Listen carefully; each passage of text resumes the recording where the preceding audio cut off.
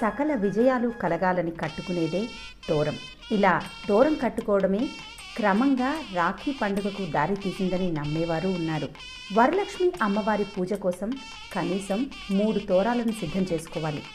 వీటిలో ఒకటి అమ్మవారికి, ఒకటి మనకు, ఒకటి ముత్తైదువకు అన్నమాట.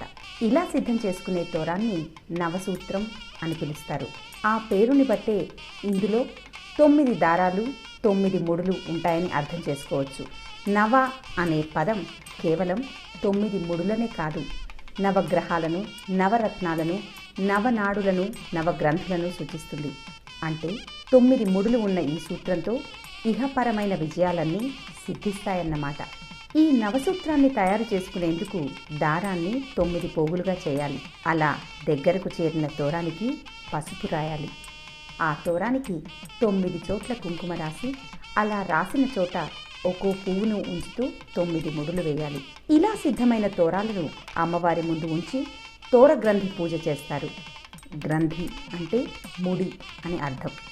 తోరంలోని ఒక్కో ముడిని అక్షతలతో కానీ పూలతో కానీ పూజించటమే ఈ తోర గ్రంథి పూజ. ఇందుకోసం ఒక్కో ముడిని పూజిస్తూ ఒక్కో మంత్రం చదవాలి.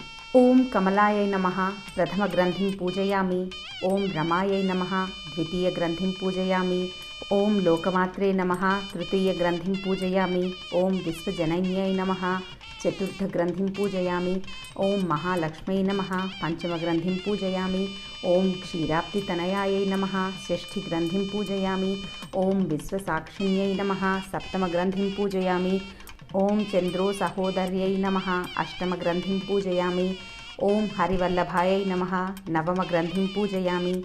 ఇలా ఈ తోర గ్రంథి పూజ ముగిసిన తర్వాత బద్నామి దక్షిణ హస్తే నవసూత్రం శుభప్రదం, పుత్ర పౌత్రాభివృద్ధించ మమ సౌఖ్యం దేహిమే రమే అనే శ్లోకాన్ని చదువుతూ ఈ తోరాన్ని ధరించాలి.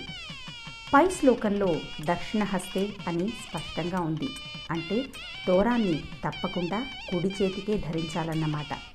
అంతేకాదు, చాలామంది ఇలా ధరించిన తోరాన్ని పూజ ముగిసిన వెంటనే తీసేస్తూ ఉంటారు. కానీ ఈ తోరాన్ని కనీసం ఒక రాత్రి, ఒక పగలు ఉంచుకోవాలి అని చెబుతారు పెద్దలు. అలా ధరించే తోరం సంతానాన్ని, సంపదను, సౌభాగ్యాన్ని ప్రసాదిస్తుందని నమ్ముతారు.